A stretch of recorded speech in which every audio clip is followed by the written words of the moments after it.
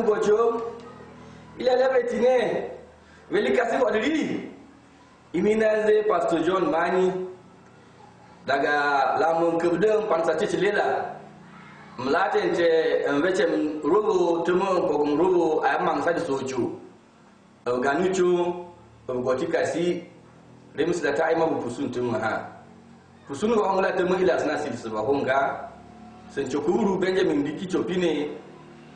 em gochu ha tumo hongla saka an rimde cilela laktam ze anan le batum cilela anan le pogum sigenen cilela to tente to hinga hi to fu tumla na silen in hiro in be sai don wani ritin ha la tila sai ta cinna a rindu kuma to musula matina kapcho ko ta cinna we bone bol bom kwedi e mo gochi kasi tila sai ta cinna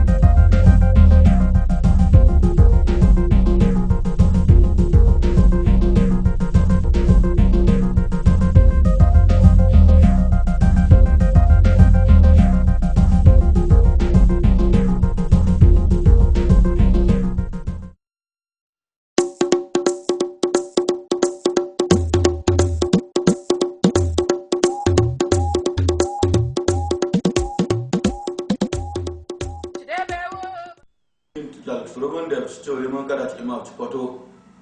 da be sakwa din da rovo da kum ci gugu anen tama ngotom ni ndabo na asili setena padun tagan tucho on la surubo tama akin setama ndem cina tama are a emrina tonine ci kon kri ci tan kwe am ni din dia so Kristi mu ane kada goymo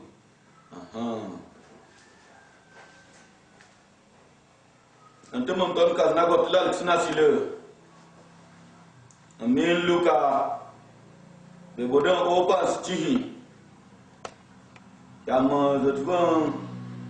opas dole. Chama zotvan kwazan opas dun. Iyo man lain da ne kanu kumu. Un lain tu topum kusum de zon. Amon kindini tama u so chidon henu keme ko ya dava ko ya veda na kiniki o kanko na unnan pog Lazarus hutadulu un to kati bitenu wede u elon mo bon ya marina tikoba ba tebur kadu kumu amma mata no katalen to katulu da cheka wankan kon utini oken nasile omuzo asabu ko ankabo Ibrahim kanu kum wozutema nasa guzo nasabu ko anwekan wila wonu le nan so amur ko ba ugot katuna ugano Ibrahim nakzo got Lazarus ankabolu le montanlo upok ona bodo damra uzeka chetato Ibrahim ongzemri uchoma Lazarus udawamho ambassador juru utudislemdri remo milonso amde koba amiwo kan helakuna Ibrahim sestuba oze wavri bakasa dago latino chino churimu ukau kili chiro chikasi Lazarus laboru ukau kili chinake antemo bakana na le tusko oti debe tahna vola ka awelan so amar ko ba zama tan tada ante katinna wok el ko walga ke kdamra rema antoninu hawba no la mambacho ataloda tema antoninu basa bacho la mambano ataloda usastuba uzi to kon ko chetacho chom Lazarus ambuche deme rema amchi hanmini remnitam ukagna rema ahan latema ambade honda dan som de koda Ibrahim sastuba uzi atigira Musa na Alex annabini lagaga mucho nrina batine udetubo chetacho Ibrahim ai anno tunan wen habana tage tarhi udetubo ahon gata kaburina Musa zena annabinda ana hexna da ko no tunan wen urun sila dalu kusu odana hongitin na pok lalksna amin din yeso antama na amton ko alnaga lalksna silsuhan sasa nana trina sila tonina betena ndabona lalksna silkwesakana adine tinile no chawdan ko wela hukumnu abdan ka laburu uzata lihida tama uzata muhakanda atule hote rihi hukumtu rihi hiluda rema welam sonna nuwede o kanu kumunlo uchichirihi wedi chanturia uchim kusum kasimu tutopo turia daga dawu tontini turia benya dawu tontini turia chilon dawu tontini koya ya chachutonini turia che odige bestene remon wela gumnu temo wela ri chanchu chini ichkasi temo uchim kusum kasi mon tutopo weduru dawu tontin kwetu wodasa kusamuru remon ni wakanu kumu wapuhun laburu Lazarus uzatali hida uzate muhakanda tokat bitiki o welkwe remontan na omko o na kinka hutuli kanukumu lo aweza chiriako umwakana Lazarus tusota kosa badru remon aria chikoba uomche ulia kanu kumun labaru weleli akari akchikasi nazika omontanuka talenugele tokach Lazarus rema ulakam sonno temo atarida dafchika kana Lazarus uku okum pusane anokka a Lazarus asawu ku ba na sile wono Ibrahim rene a chet ko akin ko ba Ibrahim vo kanu kum la beru uku na onko na sawu mo kan wila ndavono kanu kumu ugoto atona wen ko Ibrahim goto Lazarus asot badru ndawon lutetuba upakna ugodo damra udeka Ibrahim choma Lazarus unoka udovom ho anjuvru bese unoka udeke mandreme batum kum utuptuko rema amelan so amal ko ba mi wo kan wela kana Ibrahim jituba o ulevo kanukumu dabu latin nu chobo oria kirkeme ohombe kirkeme no tui muturobo remonta antomohna ovielen kamon chokonturobo chokonturobo temo iwo konvela Lazarus laburu ukabu kuturi hichina ke antomo na nanuka umbari kasi antomo laburu duhongri keme remontan go soton workan helakro Lazarus temo tu sotu ba henu kemderu anda abuluka kanu kumzika to cheta cho Ibrahim waita Chomno cho anchopu yandona Rema uvecha honimini mti honimini ta remno uvecha na rina gebesa ine ayayema Rema matono ayano katahna woko welaka wonumlinda Ibrahim zetuba ule achigi ras Musa achitomrina annabi vatine Rina na renovata na ila alexina sile. Kebaibu. Aci kebaibu. Rimba na renovato. Ada retina aci gira semusa. Aci tum alexina nabini. Digebeske ada berina avatine. Mwa uzeka uze Ibrahim amkon kubo chomnocho. Rema uwa ino tunaweni. Ahanine to target tadhi Ibrahim zetuba uleto unwa atagab gira smosada unwa atagab annabinda to kono tunu wenulu ko yewe chen atagab linu vatinda remontan hidan lal cinna tente iyale no emankumuro Vokan kumu yevre no emo kumurobo Namton ko adam vecha boli mi ate kumu ne chini da kumuroda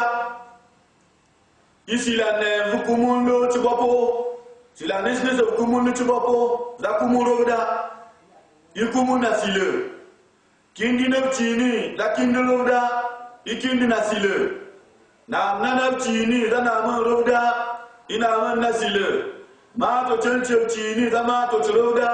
ima to china sile bu chenche chini da bu chroda ibu china sile gwel na na chini da gwel roda yom na na chini da kyom roda ri chenle kwe ri china sile sila nesne se chibopo on the way sila ta ifkabrina emina kumurovo waye emkrihi kase uwa Sila tani sebtri hichkasi temen lari kasi alla la emkri na kuwa eukum la boltri hichna ke odun la da ruskum tintri hichkasi ka emini kasi kumuru wadumon kumtri hichkasi remonta sila nesne se bopchon kumundo sila ton ko ayosi kumundo kasi rina sila tonina emon kumundo temo emtemri lo dige bestene Sila ta nesne se kumurobo ayivre ta hivo denkeda Sila nene bukumu remo sete haruno kobnitna anzata inda Sila nene bukumu irimo sete bomsne Sila nene bukumu irimo sete yapirni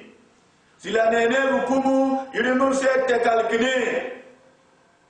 Umado ato sete neda mton kazan veche mulal snasile selen veche natente rino chini dali no dali nasile sila ton ko ado e mayum koi hodon sila batine ve mayum koi hodige bestani aya omko ay kumuna chini ayi wesumno akumtini aya elu omo ay kumuna chini ayi remon lemuna akumtini Tola men vecheta bolino chini dawa somro kumti eda isila nevo sila ne tune kowe Sila ne tane kowe, asila de tente tanevo, asila de tane opu na tane o. Remonta kumul le chini la kumulo de kumuna sile. Vil te got bom sene. Te se tene da vale kinen so amade kobe. Vil te got ya kwibini. Te se tene da vale kinen so amade kobe. Vil te got kalkene. Te se tene da vale kinen so amade kobe. Ankumu yama talum ke bom son chirihi. Alum ke bom son chikenge. Alum ke ya kwibon chikenge. Alum ke kalkun chikenge de ma ila kumunu. Anapka babun nan sabne de mo ba lilin nan imne am ton ka yen vete bo wayi bo ka en motando laga rema abta laga dina kumi kan kumuna yaboto mo tikungo idabes ka em skekbo mi mata mo em skekbo cinna ko na em skekbo nana pa lilin na cine dali cinna da isila ne na iya Remanta unwal no chel ni han ello an komrobo ane na vini ba dolobo ane kalkene vele hanul keme amelen konsrobo adone ene labono awatma hanul keme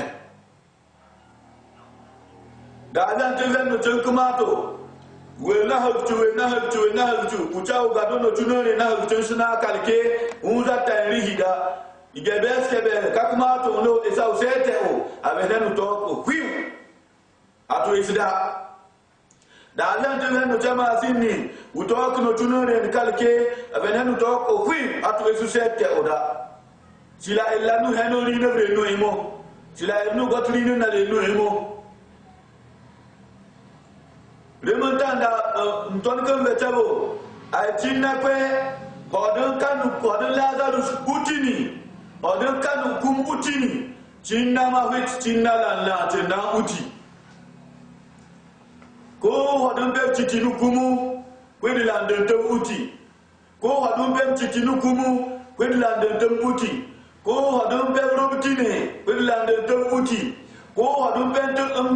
emtine robtine wedi landen tem uti rinu nangoto iwede besaden lo rinu be mine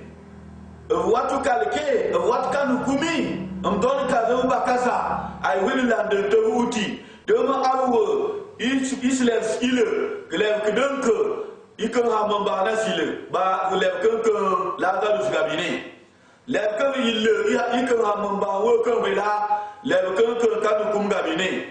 kanu kum la ku am kan de tulu ay ba rin ndami otoman no tuli muchna u am kay kumunu chini ki tune okoye de mo tune ma okoye which ka o la lexna sile which ka o temo aina inawo which ka o temo ayano chuwo ayatu no kumulu na chonda remanda melembe temno vonu na le kanu kumu mton ko na tente adabu adatu no kumuro bana silda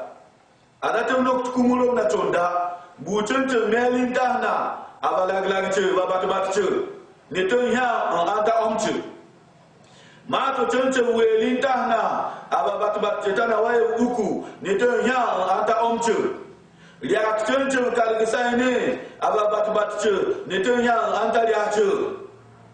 koya kindiya chini ababatbatche netonya anda liae mton ko adawe mkekubo ukasi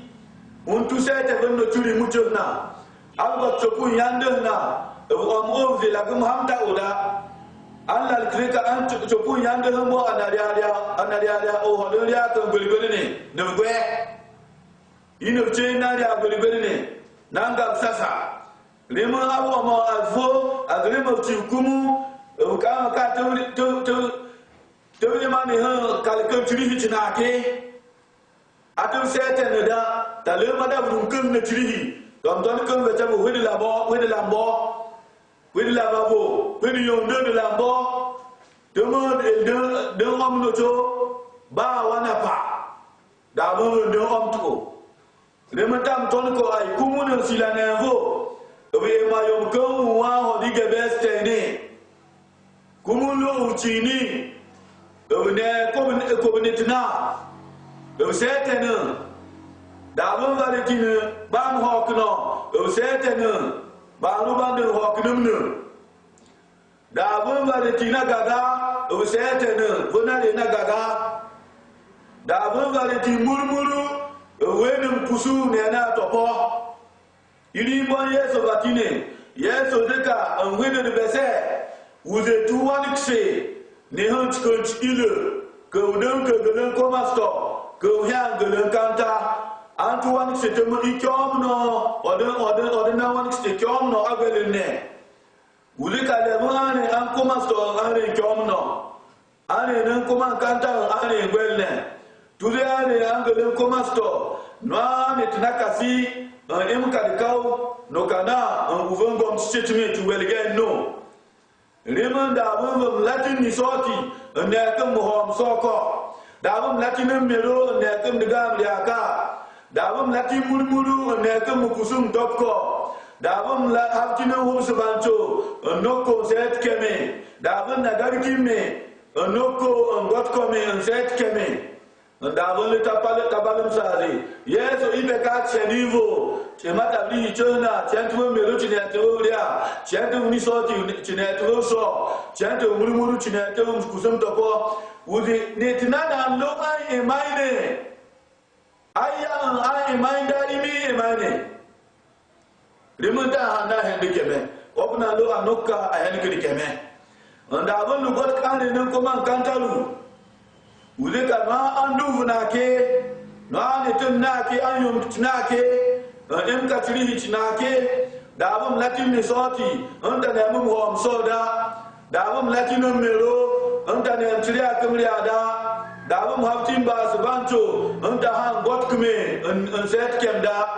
dabum na gagtime anda no ka got kume an set kemda remontan una an wogo hela wona welgen okrimu demo yo anton sota an so amari koba an welata toksino anton so de koba anton kanga kama to de nino remonta yare wonu ne ne ko tumlin tuma mana nane ne hon gamlin tuma na kuwe hon galak sina sile una pari chantamre no vato ali chamre no vato ibad ni chira nurunda ila sina sile yeso hiru ko wanga kila sunna remonta melon ko sorobo ado walga takise walga limamta takise walgda minu sago batu walgo kantu walga ikane ne muhimmice amma kan wani wata tumci walgda reman basku uku remanta iyamre no reman kumurobo iyamre no reman kumuri wayi ne matri na kan kumurobo laka aya rina re ta reman kumunu a on kumunu ajfele fele aso mikia aso taba aso lihis gosko cin atim dikenda cin nas no tuli mutna ayan labana rina ren ta eman kumuna ihoban ne tana ani ta no tike dan na kwe agamti iso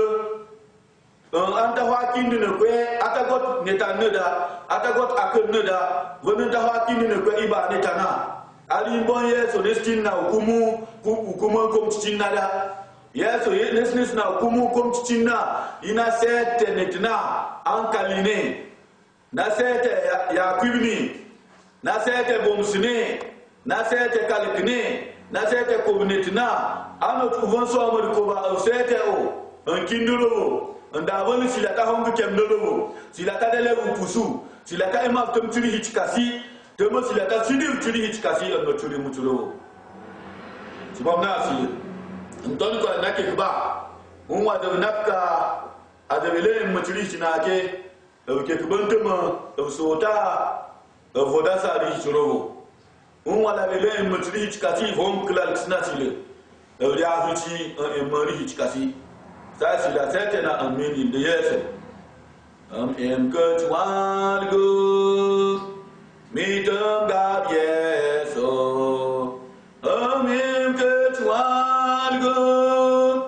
midam gab yeso amim ketwalgo